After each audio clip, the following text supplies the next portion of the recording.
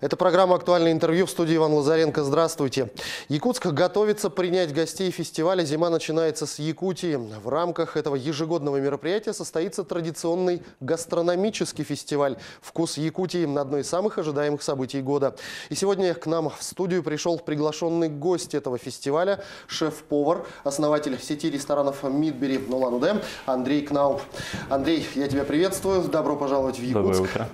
На фестиваль «Вкус Якутии» приезжают со всего мира. Фестиваль становится весьма популярным брендом Якутии. О чем наслышан, что от этого фестиваля ждешь, что хочешь попробовать? На самом деле слышал о том, что очень развита гастрономическая культура, да, то есть хочется посмотреть на людей, которые занимаются именно профессиональной деятельностью кулинарии, которые развивают ее в этом городе и, в общем-то, познакомиться с людьми. И наслышан о том, что в Якутии очень развита национальная кухня, конкретно национальная, и это очень интересно для меня, как для профессионала.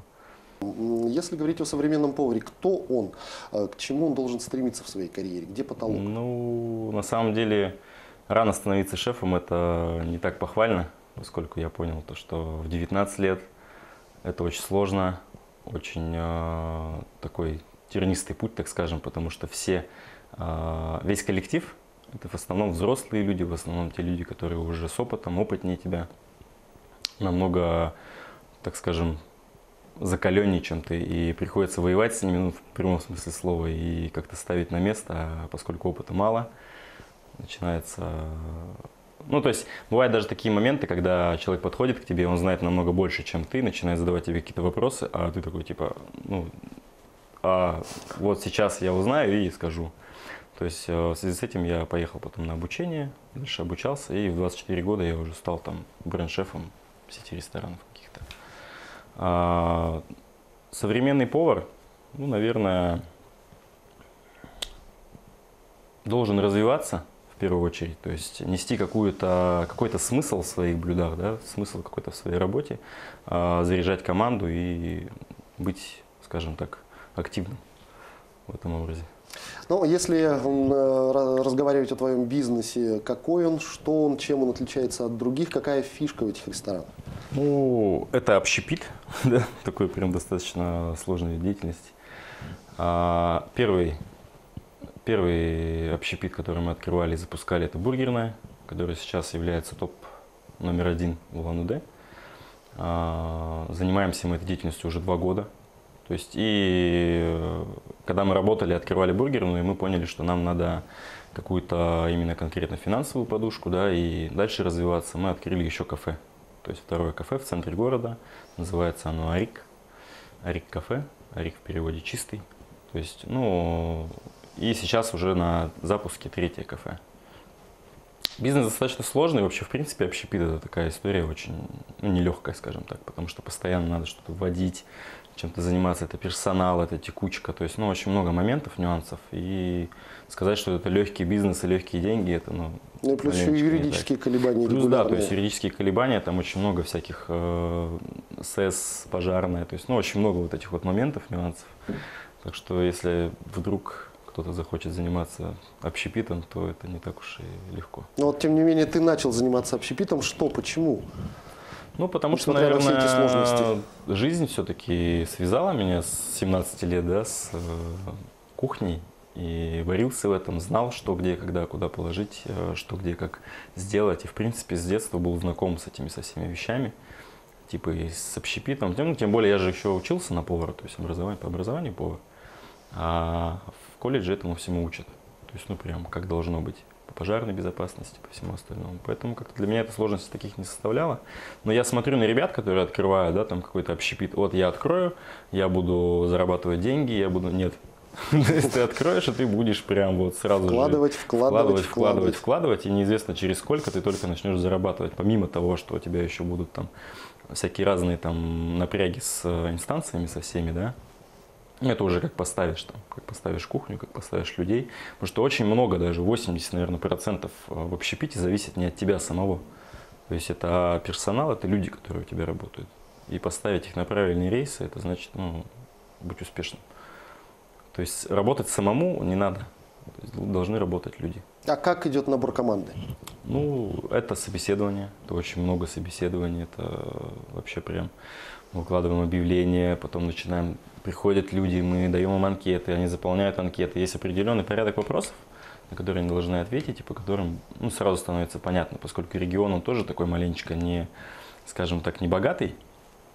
Ну и сегмент людей, которые приходят, они ну, достаточно такие, где-то хитрые, где-то какие-то типа, вот я все могу, все умею, вот я не курю, не пью, я вообще такой вот отличный, а по итогу получается так, что ну, даже элементарно там 2 вопроса, характеризуйте, напишите о своих там хороших качествах и о своих плохих качествах, да. В анкете, казалось бы, как бы, ну почему, что такого написать. И многие люди начинают, типа, ну как я буду себя хвалить, как я буду себя, то есть, ну это уже показатель того, что человек как-то, ну, начинается, да, то есть он такой уже, типа, а в работе нужны люди, которые будут прямо четко выполнять обязанности. То есть, если бы он написал, я ответственный, там, я, допустим, там, не пью, это уже как бы, ну, такие, даже, ну, как бы, слово не пью, это такое, типа. Без вредных привычек. Еще, да, то есть, ну, вот, без вредных привычек. А плохих я вообще молчу. То есть, они даже вообще не пишут. Говорят, ну, как я буду себя там, я же вот. То есть, она себя вроде как и похвалить не может, и вроде как и наругать не может. И получается так, что она такая замешательство. Ну а если говорить о современных трендах в общественном питании, то, на ваш взгляд, какая сейчас ситуация сложилась? Куда люди идут охотнее? Все-таки фастфуды или в рестораны? Эта история очень такая, на самом деле, сложная. Потому что тут надо, ну, полагать, зачем ты идешь. То есть, если я хочу, например, поесть, я иду, ну, вот, просто покушать, да? Без разницы мне где, я пошел, поел. Если я слежу за лишним весом, допустим, да, как сейчас многие люди это делают, если я слежу за правильным питанием, за сбалансированным питанием, то я буду искать то место, где я смогу поесть именно эту еду. То есть мне не обязательно там идти в фастфуд, потому что я не воспринимаю его. Либо если я, например, иду за какими-то там, ну вот потому что мне надо, да, вот свадьбу у ребенка надо, пойду закажу. То есть это вот, ну, разные надо, хочу, и вот можно, не можно, то есть, ну, вот такие вот истории. А есть история, например, там, за эмоциями. То есть те люди, которые разбираются более или менее, да. То есть как я, например, приехал сюда, я приехал, ну, конкретно за эмоциями. То есть конкретно посмотреть, какая это якутская кухня, что она из себя представляет, и это доставляет мне определенные эмоции. То есть, ну, как бы я, получив эти эмоции один раз, второй раз ты уже, ну, этого не испытаешь. То есть это как вот, ну, съездить, например, в Европу, да, когда первый раз ты приезжаешь, ты смотришь такой, типа, вау, круто, приезжаешь второй раз, уже как-то, ну, не то. И тут то же самое, то есть, ну, с кухней вот история точно такая же. То есть, в принципе, у каждого заведения есть свой посетитель, и он обязательно до него рано или поздно дойдет. Ну и смотря, как себя позиционирует заведение, то есть, если, например, это узконаправленная какая-то история, типа вот бургеры, там, то есть люди понимают, о, пойдем поедим бургеры, куда пойдем, а пойдем в Мидбери, то есть, ну, вот эта история. Есть история, например, закажем роллы. Давай закажем роллы. Навряд ли человек будет заказывать куда-то в ресторан роллы, которые он может заказать в суши-бар. То есть, ну, вот эта история такая. То есть узкие направленности, они сами собой позволяют человеку быстро сделать выбор. То есть, ну, тут. Все.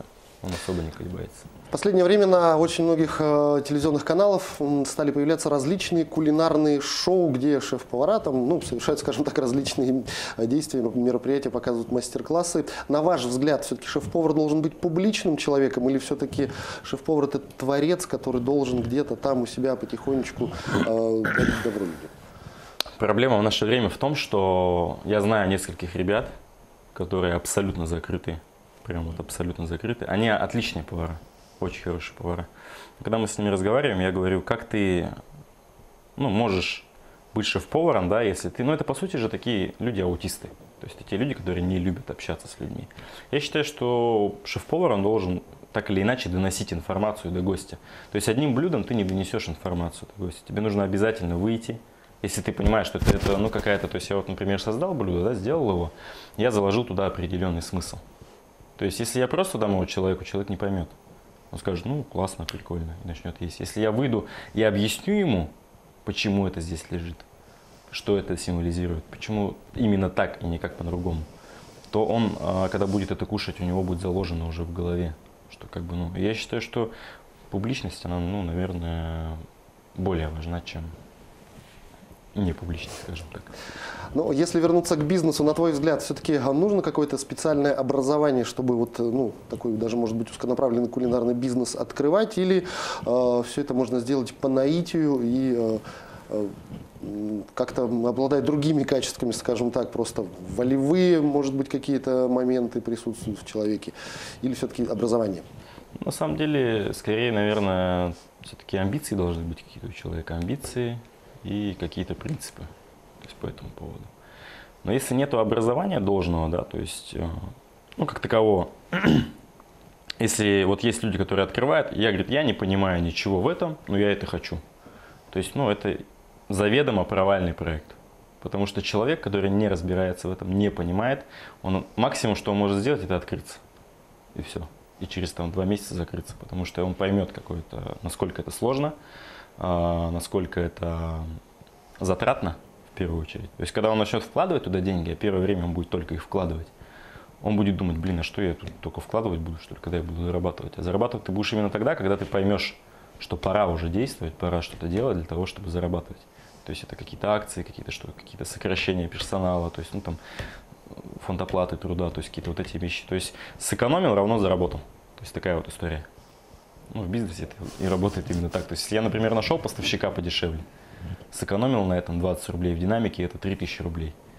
То есть в месяц 3000 рублей на одном продукте, 3000 рублей на другом продукте. Соответственно, я перекрыл свет, не заплатив за свет, я уже заработал эти деньги. То есть сэкономил равно заработал. То есть, поэтому образование, наверное, больше важно какое-то экономическое, либо какое-то, ну, финансистское. Для понимания именно вот этих всех То тонкостей процесса. Одно дело, когда у тебя есть одна точка, ее контролировать намного проще и намного как-то, ну, спокойнее, чем когда у тебя она разрастается до размеров там 3, например, как у нас сейчас. То есть сейчас у нас 3 точки, если бы у меня партнер не был финансистом, я бы, наверное, уже давно бы там в дудку сыграл бы, сказал бы, блин, как так и что с этим делать. То есть человек, который четко знает, четко понимает, у него здесь все разложено, здесь разложено, здесь разложено, и эти вот именно проекты финансово никак не пересекаются. То есть бюджет у всех отдельный. То есть нет такого, что мы взяли человека с этой работы на эту, заплатили ему здесь. Нет. То есть если мы его взяли с этой работы, мы заплатили ему на этой работе.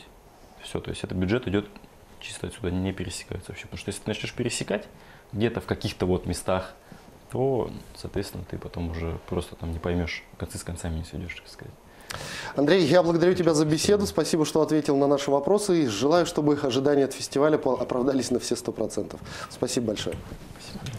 Это была программа «Актуальное интервью» о гастрономическом фестивале «Вкус Якутии». Мы говорили сегодня с приглашенным гостем этого фестиваля. Это шеф-повар, основатель сети ресторанов «Мидбери» Андрей Кнауп. До встречи в эфире.